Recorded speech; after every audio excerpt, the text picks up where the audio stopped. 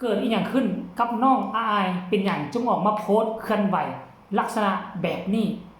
เบิ่งแล้วน่าเป็นห่วงผู้ใดเนาะเฮ็ดให้น้องอายเจ็บซ้ำหมองใจ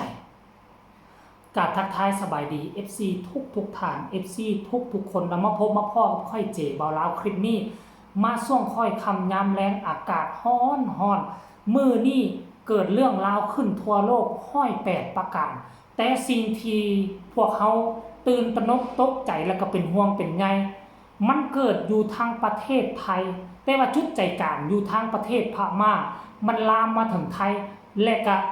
สัตว์ข้ามน้ำของมาฮอดประเทศลาวอยู่นครหลวงเวียงจันทน์ก็ได้รับรู้ถึงความสั่นสะเทือนนั้นแต่เจอหนักที่สุดก็คือประเทศพม่าและอยู่ที่กรุงเทพมหานครท่านผู้ชมเอ้ยขอแสดงความเป็นห่วงเป็นใยขอให้ทุกคนอยู่รอดปลอดภัยจากตึกถล่มครั้งนี้ด้วยเถิดเนาะเอาบัดนี้มันหุ้นแฮงกันระหว่างแผ่นดินไหวแล้วก็หุ้นแฮงตั้งแต่น้องอายเนาะน้องอายก็ออกมาโพสต์ลักษณะคือต่อว่าต่อขานฝากถึงไผบางคนหรือบ่น้องบอกว่าน้องรู้สึกว่าน้องรู้สึกได้ไรหั่นแหละมีปมด้อยรู้สึกบ่พอใจรู้สึกเครียดในใจนิดๆเพราะว่าน้องหั่นน่ะมันมีบอกว่ามอบความรักความแพงมอบความเป็นห่วงเป็นใยให้ไผจักคนหนึ่งแต่ว่าคนนั้นบ่เห็นคุณค่าบ่แคร์บ่ใส่ใจน้องอายเลยเอาน้องอายบ่อยู่ในสายตาเพราะฉะนั้นน้องอายจึงรู้สึกว่าตนเองเดียวดายและถูกทอดทิ้งและน้องอายจึงออกมาโพสต์แบบนี้เดี๋ยวจะอ่านสู่ฟังเด้อ น้องบอกว่าหนูแค่ความรู้สึกเขามากแต่เขากับบ่แค่หนูกะสร้างสั้นๆเลยท่านผู้ชมคนเข้าไปกดไลค์ 3,000 กว่าคนกดแชร์เกือบ100ครั้งและคนให้ความสนใจบรรดา FC แฟนคลับหลังจากที่น้องโพสต์คนก็เข้าไป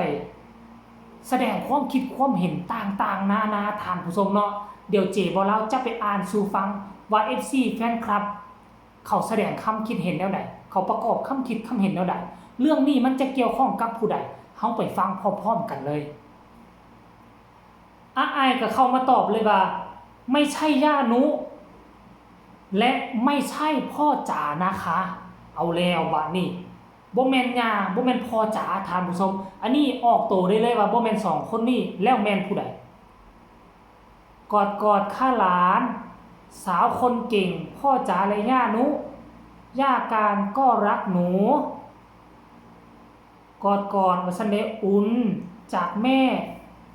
ย่ายายค่ะลูกว่าซั่นเด้รักตัวเองนะลูกทานข้าวแล้วนอนพักผ่อนนะจ๊ะ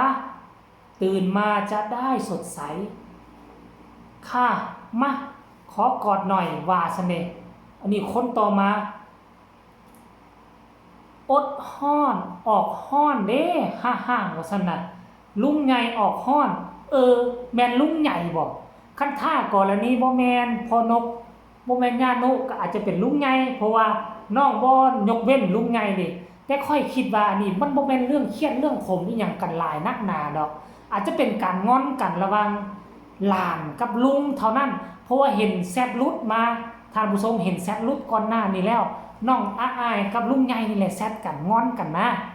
ท่านผู้ชมเอาไปอ่านต่อเลยแค่คนที่รักหนูก็พอแล้วเราไม่จำเป็นต้องแคร์ทุกคนรักหนูอีหมาน้อยกอดว่าซันเดย์โอ้ยเนาะเอาคนต่อมาวันนี้แค่เขาเฮ็ดหยังคะเขามีหยังคะฮักตัวเองฮักพอจะฮักญานุค่ะฮักหน้าที่ฮักการงานการเรียนฮักอนาคตพักพรหลายๆสู้กับวันและเวลาของเฮาดีกว่าอาจร้อนมากพักพรเอาแห้งมอบความสุขให้กับทุกคนดูนะคะคนเก่งใช่ค่ะหนูใช่ค่ะหนูน้อยหนูแค่พ่อจ๋าและย่านุและครอบครัวเสียงมีหก แล้วก็พ่อแม่ย่ายายพี่น้อง FC ที่คอยซัพพอร์ตให้หนูก็พอแล้วค่ะพักผ่อนเยอะๆนะคะเป็นกำลังใจให้เสมอค่ะท่านผู้ชมเรื่องคำคิดคำเห็นของบรรดา FC แฟนคลับขอไว้สำนีก่อนเจบ่แล้วจะมาวิเคราะห์เบิ่งเนาะค่อยคิดว่านะน้องอาจจะมีปัญหากับผู้รักผู้ใหญ่ในวงนั่นแหละอาจจะงอแงงอนกันนั่นแหละท่านผู้ชมก็คือว่านั่นแหละอาจจะเป็นลุงใหญ่บ่แต่ว่าอันนี้เจบ่แล้วก็บ่ได้ทิ่มโทษโกรธเคืองเด้อน้องอายก็เป็นเด็กและเขาเป็นหลานเป็นลุงกันก็อาจจะมีงอนกันแดบ่ถึงขั้นว่าเครียดดอกอาจจะมีงอนกันแดหั่นล่ะแล้วน้องอายก็ได้ส่งข้อความไปทักไปท้ายไปขอขึ้นดีบ่ไปนั่นกันแล้วแต่ว่าเบิ่งแล้วก็อาจจะเป็นการยอกย้ายกันแหละท่านผู้ชมในเมื่อน้องอายก็ได้บอกว่าแค่ความรู้สึกแล้วทักไปหาแล้วเฮ็ดทุกอย่างแล้วแต่เขายังบ่ดีเขายังบ่เห็นเฮาอยู่ในสายตาก็อย่าเขาแหละเว้าแบบคือลักษณะคือเว้าแบบคือน้อยอกน้อยใจหั่นนะแต่เฮาเบิ่งหน่อยนึงก็เป็นตาหัวเด้เนาะเด็กอายุซ้ำนี้ก็ฮู้จักเครียดจักขมก็ฮู้จักงอนให้คนอื่นก็เป็นเนาะบางทีผู้รักผู้ใหญ่เขาอาจจะติดธุระอาจจะค้าหันค้านี่อาจจะบ่ได้มาเทคแคร์ดูแลหลานสาวพ่อป่านใดน้องอายก็จะเฝ้าน้อยอกน้อยใจเด้อเพิ่นก็ระบุแล้วอันเรื่องที่เพิ่นเคลื่อนไหวบ่แม่นพอจ๋าบ่แม่นย่านุเห็นบ่ล่ะเพิ่นยังฮู้คิดอายุซ้ำนี้ฮู้ไตรตรองฮู้คิดย่านทัวจะไปลงใส่พอย่านทัวจะไปลงใส่กับย่านุก็เลยออกมาเนาะคอมเมนต์ออกโต้ก่อนบ่แม่นย่านุบ่แม่นพ่อนกพงศกรเด้อแต่ยังผู้นึงแม่นผู้ใดเป็นหยังคือบ่เว้าแน่ลุงใหญ่ออกฮ้อนออกหนบาง FC บางท่านก็คิดต่างๆนานาว่าอาจจะเป็นลุงใหญ่บ่ตอนนี้ลุงใหญ่คือออกฮ้อนออกหนอยู่เนาะ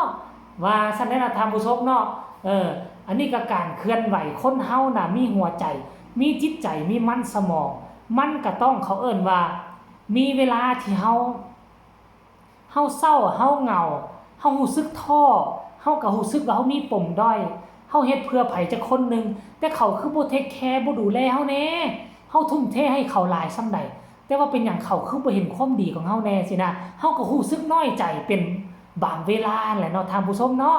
เอาคลิปนี้ก็เอาฝากฝังไว้ส่ำนี้ก่อนฝากทุกคนกดไลค์กดแชร์กดติดตามเพื่อจะพลาดในคลิปต่อไปที่สำคัญอย่าสุกดข้ามโฆษณาเด้อใครมีคำตำหนิติชมคำคิดคำเห็นแนวใดก็สามารถส่งมาใต้คอมเมนต์ได้เนาะคลิปนี้เนาะน่าจะเอาไว้สำนี้แหละที่สำคัญเนาะอย่ากดข้ามโฆษณาเบิ่งโฆษณาให้เจ๋บ่าวแหน่จักหน่อยพอให้เจ๋บ่าวดีอกดีใจคลิปนี้ขอฝากไว้สำนี้ขอให้ทุกคนที่ประสบภัยตอนเหตุแผ่นดินไหวให้ตลอดปลอดภัยเนาะเบิดสุขสุขคนเด้อสาธุบ๊ายบาย